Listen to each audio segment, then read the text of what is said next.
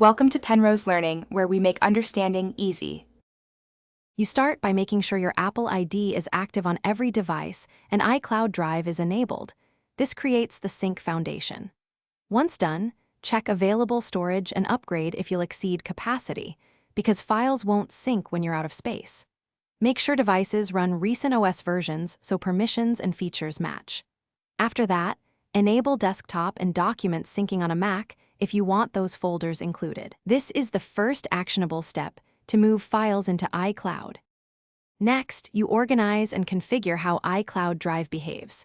Make a simple folder hierarchy: projects, photos, archives, so syncing is predictable and avoids conflicts. Once organized, tag and rename files to prevent duplicates and long names that can break sync.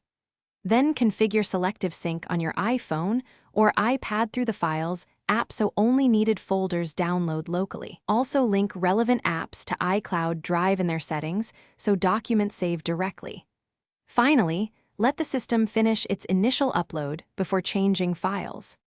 To finish, verify sync by opening key files on each device and confirming timestamps and sizes match.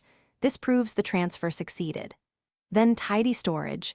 Delete old versions, empty recently deleted, and consider a plan upgrade if you need more space. Make sure automatic backups won't fill the quota. If something goes wrong, try signing out of iCloud and back in, restart the device, and ensure a stable Wi-Fi connection. These steps resolve most sync errors quickly and restore normal operation. Thanks for watching. If this was helpful, leave a like and consider subscribing. See you next time.